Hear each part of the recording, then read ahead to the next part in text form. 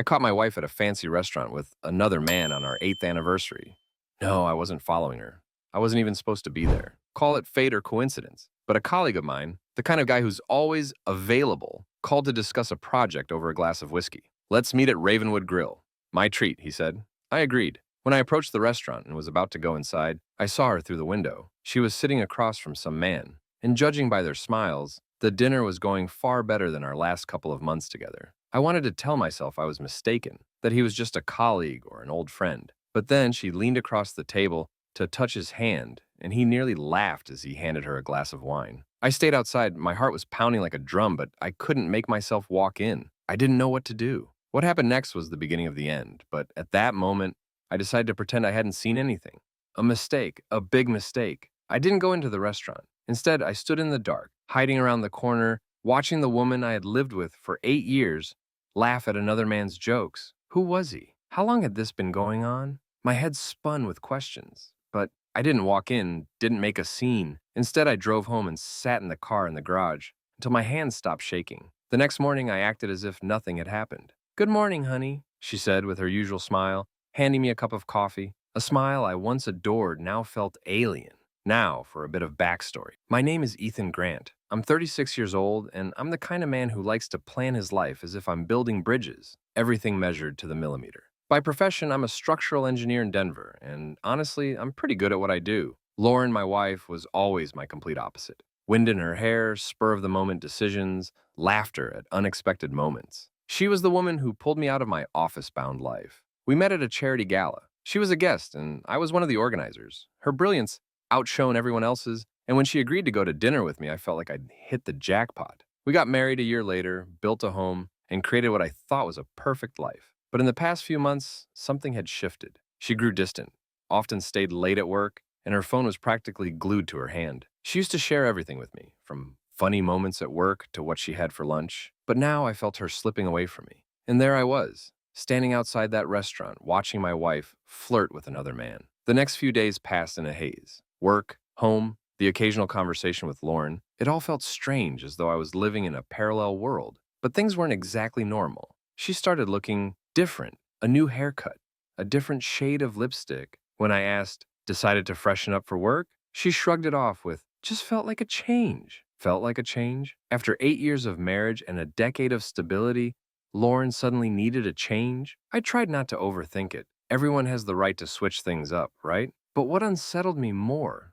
was her phone. It was always with her now, on the kitchen counter, in the bedroom, even in the bathroom. She used to leave it lying around anywhere. If it rang, I could pick it up and answer, or hand it to her without a second thought. Now it felt like her phone had become some kind of personal safe, and that made me suspicious. One evening as she cooked dinner, I noticed her phone sitting on the table, screen down. Coincidence? Maybe. But I couldn't shake the feeling that it was intentional, like she was hiding something. To distract myself, I threw myself into a long overdue project at work, a majors contract involving the reconstruction of downtown bridges. My colleagues joked that I looked obsessed, but what else could I do? Confront my wife with questions when I had no proof? No, I chose to wait and watch, and Lauren kept pretending everything was fine. "Will you be working late Friday?" she asked one evening over dinner. "I'm thinking of going to the gym after work, just to clear my head." I nodded absent-mindedly, but inside, I felt a knot tighten. The gym? She never talked about fitness. And where exactly had she found time for it between her supposedly overwhelming workload and our family life? I decided not to react to her comment about the gym. Instead, I smiled, nodded, and kept the conversation light. But inside, my mind was racing. I couldn't remember the last time she mentioned working out, and now suddenly, she was heading to the gym on a Friday night? It didn't sit right with me. The next morning, I casually asked, "What gym are you going to? Maybe I should join you sometime." She froze for a split second. Most people wouldn't notice it, but I did. Her fork hovered in midair, and then she shrugged, trying to play it cool. "Oh, it's just a place near work. Nothing fancy." "Which one?" I pressed, keeping my tone casual. "You wouldn't like it," she said quickly. "It's one of those trendy places with classes and all that.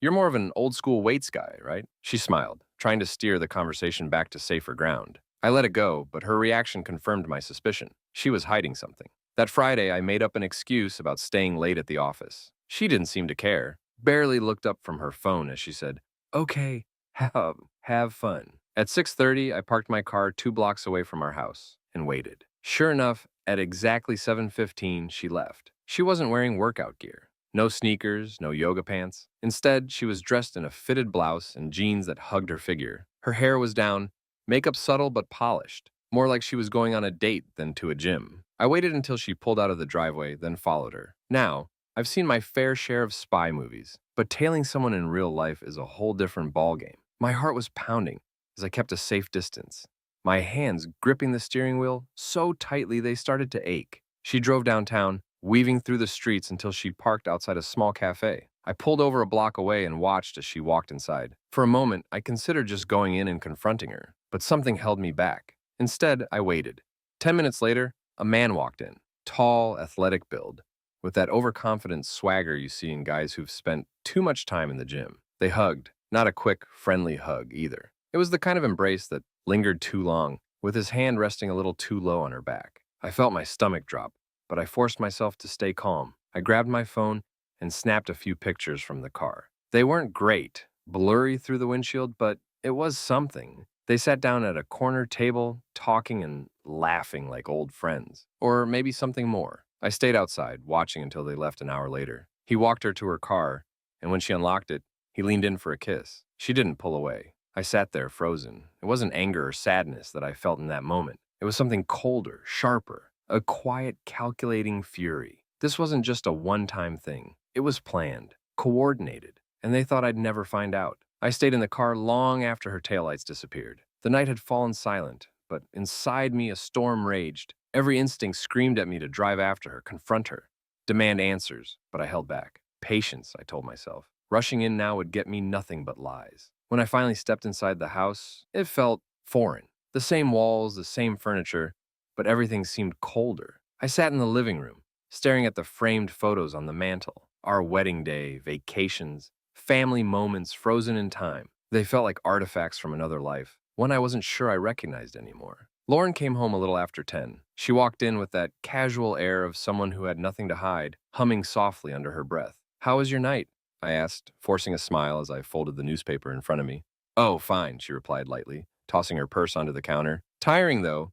Those classes are no joke." She said it so naturally, so convincingly, that for a split second, I almost believed her. "You look like you've been working hard," I said, gesturing to her neatly pressed blouse and the light sheen of makeup on her face. Not exactly the look of someone fresh from a gym session. She shrugged, brushing past me to the fridge. "Yeah, well, I don't want to scare anyone off with a sweaty mess." She laughed, but I caught the slight edge to it, the way her voice cracked just enough to make me wonder. I decided not to push her, not yet. Instead, I went to bed, but sleep didn't come easy. My mind replayed the past weeks in vivid detail. Her changes, her excuses, the way she'd started to seem like a stranger in her own home. I couldn't ignore it anymore. Something was wrong. The next day, while she was at work, I went through the usual motions of my own routine. I handled my meetings, answered emails, and even signed off on a big project. But my mind was elsewhere. I kept turning over the little details, how she'd become more protective of her phone, how her stories didn't always line up, how she suddenly had new friends she didn't bother introducing me to. It wasn't much, but it was enough to keep me restless. That evening, I noticed another small detail. Her phone, which she usually guarded like a hawk, sat on the counter while she stepped outside to take a call. It wasn't locked. I told myself to leave it alone. Snooping wouldn't solve anything. But then I thought about how many nights I'd spent second-guessing myself, wondering if I was imagining things. I needed to know if my gut was right. I picked up the phone and glanced at the notifications. Most of it was mundane. Texts from coworkers, reminders, the usual. But one notification caught my eye. It was from her bank, a recent purchase at a boutique hotel downtown. The knot in my stomach tightened, but I forced myself to stay calm. Maybe it was nothing, I told myself. Maybe it was for work. Maybe it was... No, I couldn't lie to myself anymore. I put the phone down just as she walked back in, still laughing from her call. She didn't even glance at the counter as she grabbed a glass of water and walked upstairs. I followed her a moment later, careful to act normal, but inside I was anything but. The next morning I woke up early, but Lauren was already up and bustling around the kitchen. She was humming again, a cheerful little tune that grated on my nerves after the night I'd had. "Morning," she said brightly when I walked in. She was flipping through a magazine while sipping her coffee like nothing in the world was out of place. "Morning," I muttered, pouring myself a cup and sitting across from her. She glanced at me, her smile faltering for just a second. "You okay? You seem distracted." "Work stuff," I said quickly, forcing a small smile. "Big deadlines this week." She nodded, seemingly satisfied with my answer, and went back to her magazine. But I could feel her watching me out of the corner of her eye, like she was trying to figure out if I knew something. She didn't know that I'd seen her phone. She didn't know that the charge from the hotel was still burning a hole in my mind. By the time she left for work, I was already planning my next move. I called my office and told them I'd be working remotely for the day. Then I sat down at my computer and started digging. If there was something to find, I was going to find it. First, I pulled up our joint bank account. Lauren had her own account too, one she'd opened when she started her new job last year, but she still used our joint account for some things. That's where I saw it. Another charge from the same boutique hotel, dated 2 weeks earlier. This wasn't a coincidence. I leaned back in my chair staring at the screen. My mind raced with possibilities, each one worse than the last. Then I noticed something else. The hotel charges were small, just enough for drinks or a meal. But there was another charge, much larger, to a high-end spa. Lauren had never been to a spa in her life. She'd always said they were a waste of money. So who was it for? I didn't have an answer yet, but I knew I needed more information. That's when an idea struck me, an old memory, something I'd almost forgotten. About 6 months ago, Lauren had complained about her old car acting up. It was unreliable, she'd said, not suitable for all the driving I do for work. So we traded it in for a brand new SUV, a sleek, top-of-the-line model. It had every feature imaginable. But what really caught my attention back then was the built-in navigation system. At the time, I remember reading about aftermarket GPS trackers and wondering if it'd be worth installing one for added safety. I'm an engineer. I like knowing how things work. I'd even gone as far as looking up a few options, just out of curiosity. But life got busy and I never followed through. Now, that little research project didn't seem so pointless after all. That evening, after Lauren went to bed, I pulled out my laptop and started digging. It wasn't hard to find GPS trackers. There were hundreds of options online. Some were the size of a credit card, others small enough to fit in the palm of my hand. The reviews were mixed, so I spent hours reading, comparing, figuring out what would work best without draining the car battery or being too obvious. Finally, I ordered a discrete model that connected via the car's OBD2 port. It was practically invisible once installed and could be controlled through an app on my phone. Perfect. When the package arrived 2 days later, I waited until Lauren was out running errands to install it. I popped the hood and fiddled around under the dash, pretending to check the oil in case any nosy neighbors were watching. It took less than 10 minutes to connect the device, and just like that, I had access to real-time updates on everywhere her car went. It wasn't just about catching her in a lie, it was about control. For the first time in weeks, I felt like I had the upper hand. Later that night, while Lauren scrolled through her phone on the couch, I sat across from her, casually syncing the tracker to my app. She had no idea. Over the next few days, I started checking the location history. Most of it was routine. Her office, the grocery store, our favorite coffee shop. But one trip stood out. It wasn't to the boutique hotel I'd seen in the bank statement. No, this was a residential address in the heart of downtown. It didn't belong to anyone I knew, and Lauren had never mentioned it. I stared at the map, the pin marking the exact building she'd visited. Questions swirled in my mind. Was it a coworker, a friend, or something worse? But I didn't jump to conclusions. Not yet. I needed more. I couldn't get that residential address out of my head. It was so specific, so out of place. I knew it wasn't a coworker's house. Lauren worked in a high-rise downtown, and everyone on her team lived in the suburbs just like us. This was different. Over the next few days, I kept checking the GPS tracker, watching for patterns. The address popped up again, this time on a Wednesday afternoon. According to the app, she spent almost an hour there before heading back to work. Busy day? I asked her that night over dinner, keeping my tone light. Oh, hectic as usual, she said, barely looking up from her plate.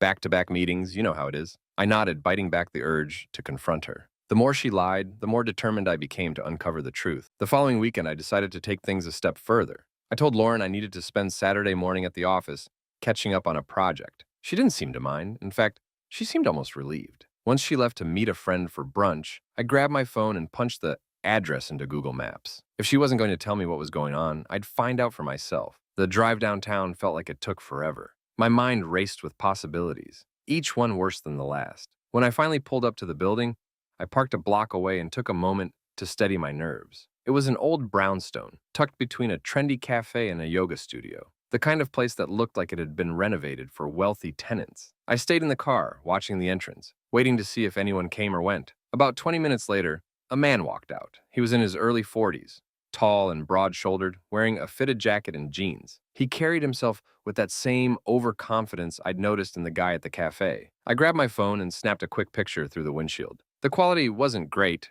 but it would do. For the next hour, I sat there, waiting for something, anything that would give me a clue about what was going on. But nothing else happened. When I got home, Lauren was already there, lounging on the couch with a glass of wine in hand. "How was work?" she asked, smiling like everything was perfectly normal. Busy, I said, forcing a smile of my own. Later that night, when she was asleep, I pulled up the picture I'd taken of the man. There was something familiar about him, but I couldn't quite place it. I spent the next few hours scouring social media, searching for any connection between him and Lauren. It took longer than I expected, but eventually I found him. His name was Jake, and he owned a gym not far from her office. The pieces started falling into place, but there were still too many questions. Why was she going to his place? What was their connection? I didn't have all the answers yet, but I knew one thing for sure. Lauren wasn't the woman I thought she was. Finding Jake's name didn't bring me relief. If anything, it made things worse. Now I had a face, a name, and a location, but I still didn't know what it all meant. I spent the rest of the night obsessing over the details, piecing together fragments of information that refused to form a complete picture. By the time Lauren woke up the next morning, I was already downstairs, nursing a cup of coffee and staring out the kitchen window. "Morning?" she said brightly, kissing me on the cheek. "Morning," I replied, forcing a smile. She poured herself a cup of coffee and leaned against the counter, scrolling through her phone. "What's the plan for today?" "I thought I'd do some yard work," I said. "Maybe clean out the garage." "Sounds productive," she said with a grin. "I'll probably just relax. It's been a long week." She said it so casually, so convincingly, that for a moment, I almost doubted myself. But then, I remembered the lies, the tracker, the trips downtown. I spent the day outside trimming hedges and pretending to organize tools in the garage. In reality, I was watching Lauren through the windows, waiting for her to make a move. But she stayed put, lounging on the couch with her tablet, occasionally stepping outside to water the plants. She was good, too good. By the time evening rolled around, I felt like I was losing my mind. If I didn't figure out what was going on soon, the doubt would eat me alive. The next week, I decided to take another approach. I started waking up earlier than usual, pretending to get ready for work, and then sitting in my car down the block, waiting to see where she went after I left. Most mornings were uneventful. She'd head straight to work, just like she said she would. But on Thursday, she surprised me. Instead of driving downtown, she took a detour and stopped at a shopping plaza on the other side of town. I followed at a safe distance, parking a few spaces away and watching as she walked into a high-end clothing store. I sat there for nearly 45 minutes waiting. When she finally came out, she was carrying a small shopping bag and had a satisfied smile on her face. As soon as she drove off, I got out of the car and went into the store. The sales associate looked up as I walked in, her eyes lighting up with that practiced friendliness of someone who works on commission. "Hi there," she said. "Can I help you find something?" "Actually," I said, keeping my tone casual, "my wife was just here. She said she'd pick something up for me, but I think I got the wrong store." "Do you remember what she bought?" The woman tilted her head, her smile widening, as if she was about to share a secret. "Oh yes, I remember her. Tall brunette, red blouse." "That's her," I said, forcing a chuckle. "She picked out a gorgeous set of lingerie," the woman said, lowering her voice slightly as if sharing a juicy tidbit. "Black lace. Very elegant. She said it was for a special occasion." The words hit me like a punch to the gut. I froze, struggling to keep my face neutral. "Oh," I said, my voice barely steady. "She didn't mention that. Must have been planning a surprise." "Lucky man," the woman said with a wink before turning to greet another customer. I walked out of the store, my mind racing.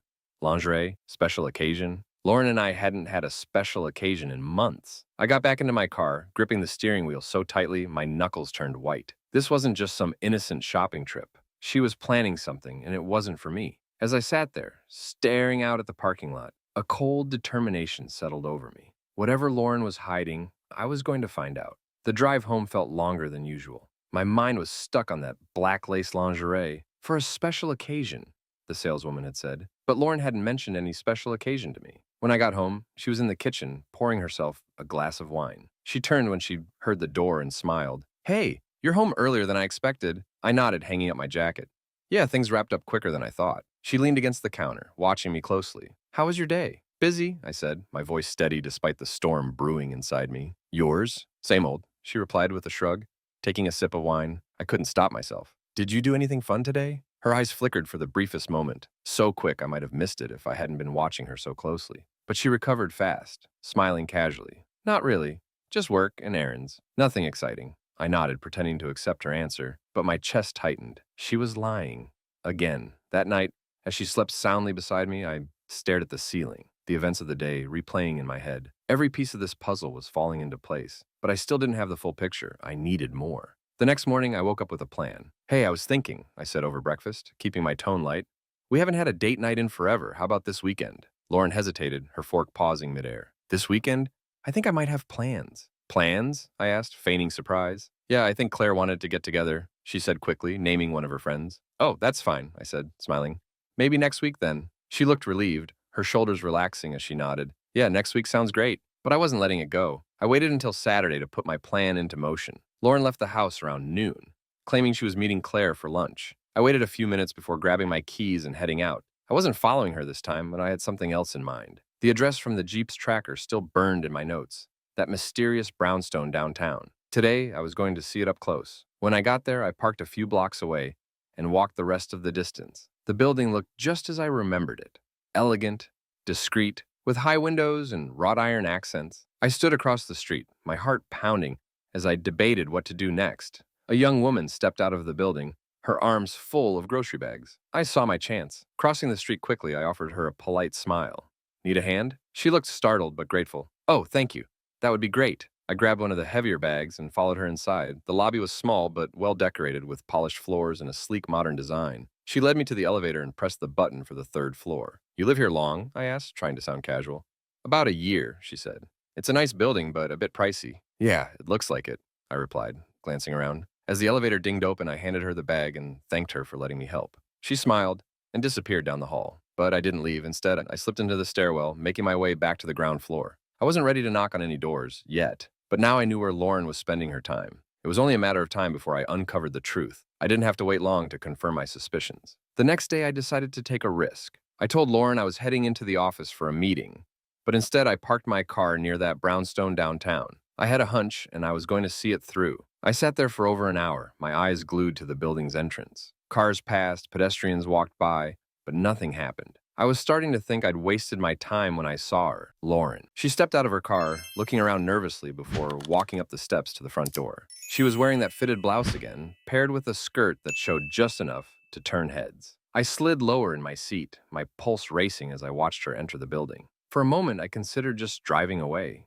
Did I really want to see what was going on in there? But then, I remembered the lies, the lingerie, the man at the cafe. I couldn't let it go. I got out of the car and crossed the street, my heart pounding with every step. When I reached the door, I hesitated. It was a secure building.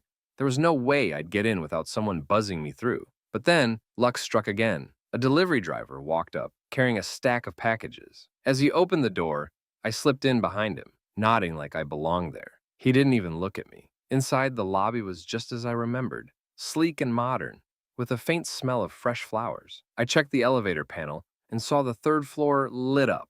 My chest tightened as I took the stairs, one step at a time, my hand gripping the railing to steady myself. When I reached the third floor, I paused, listening. Voices. They were muffled but unmistakable. Lauren's laugh, light and flirty, followed by a man's deeper voice. I moved closer, stopping in front of a door slightly ajar. My breath caught as I peered through the crack. There she was. Lauren sat on the couch, her legs curled up beneath her, holding a glass of wine. Across from her sat Jake, the man from the cafe, the man from the photo I'd found. He leaned back in his chair, his arm resting casually along the back of the couch. They looked comfortable, too comfortable. Can you believe he hasn't noticed? Lauren said with a laugh, swirl in her wine. My stomach turned. Was she talking about me? Jake smirked. You're good at what you do, babe. He doesn't stand a chance. Babe.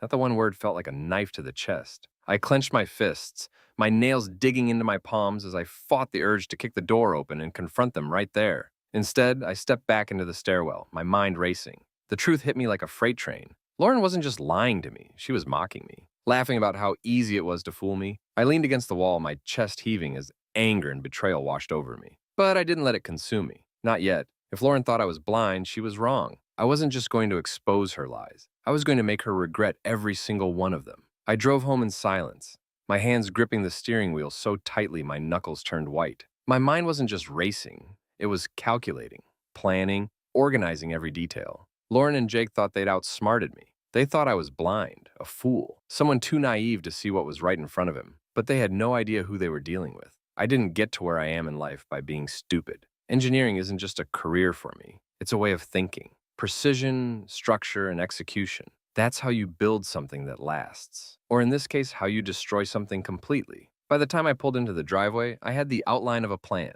Lauren was in the kitchen when I walked in, humming to herself as she chopped vegetables. She looked up and smiled. Hey, how was your day?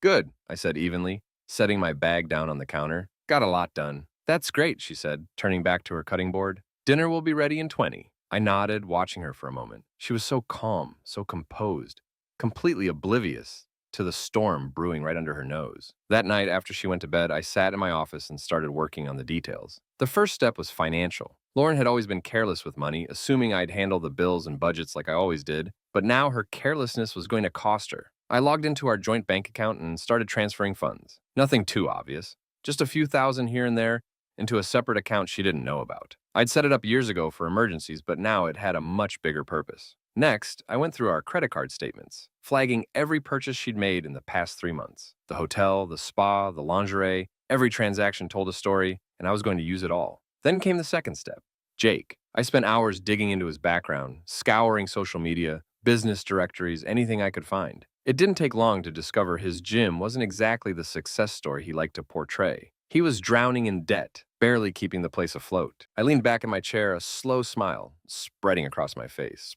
Perfect. Over the next few days, I started planting seeds. I called my lawyer, pretending it was about a business contract, but casually dropped questions about marital assets and divorce proceedings. I reached out to a private investigator, hiring him to dig even deeper into Jake's finances and personal life. Lauren, meanwhile, carried on as if nothing was wrong. She laughed at my jokes, kissed me goodnight, and talked about her busy work schedule like she wasn't sneaking off to see Jake every chance she got. It was almost funny, watching her lie to my face, not realizing I was building a trap around her. The real work began a week later. I told Lauren I'd be out of town for a conference, leaving her free to do whatever, or whoever, she pleased. In reality, I was staying in a hotel just a few miles away, monitoring everything. The GPS tracker confirmed what I already knew. She spent the night at Jake's. The next morning, I made my move. First, I called the IRS tip line, providing detailed information about Jake's financial irregularities. His unpaid taxes, under-the-table payments, and hidden revenue streams would keep him busy for months. Then, I contacted the leasing office for his gym, posing as a concerned neighbor. I mentioned suspicious activity and suggested they review his lease agreement for violations. Finally, I sent an anonymous email to Lauren's boss, attaching photos of her at Jake's apartment. I didn't include any context, just enough to raise questions about her professionalism. When I finished, I leaned back in my chair, feeling a sense of satisfaction I hadn't felt in weeks. This was just the beginning. It didn't take long for everything to fall apart. Lauren came home that Friday, her usual cheerful self, talking about her productive day. I smiled, nodded, and listened, but inside I was counting the hours until the fireworks started. The first blow landed on Monday morning. Jake's gym was shut down, the IRS had frozen his accounts, and his landlord had slapped an eviction notice on the door. By noon, every fitness blogger and local news outlet had picked up the story of the fraudulent gym owner. His reputation was in shambles, and the only thing he had left was Lauren, who I suspected wasn't exactly thrilled about his sudden financial ruin. The second blow came that afternoon. Lauren's boss called her into his office. I wasn't there to see it, of course, but I could imagine the look on her face when he slid the photos across the desk.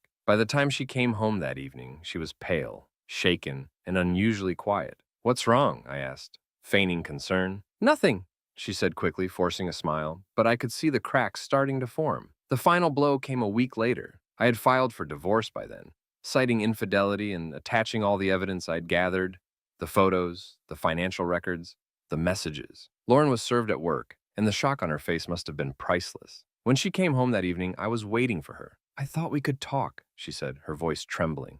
"Talk?" I said, my tone cold. "About what? The lies, the affair, or the way you laughed at me with him, thinking I'd never figure it out?" Her eyes filled with tears, but I didn't feel an ounce of sympathy. "You've taken everything from me," she whispered. "No," I said, stepping closer.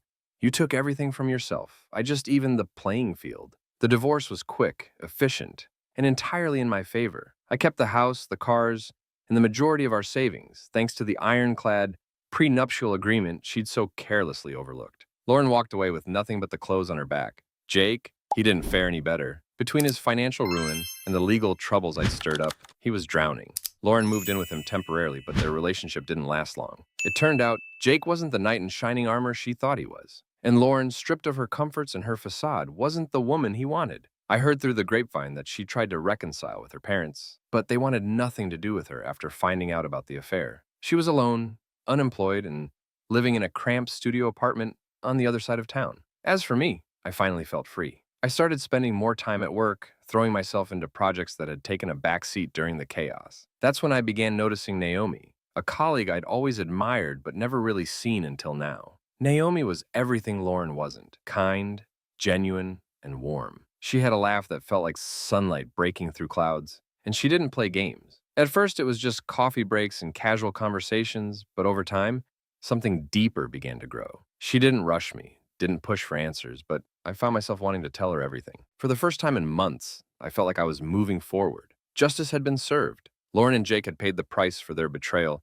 and I had reclaimed my life. Now I was starting to build something new, one step at a time. And this time, I wasn't looking back.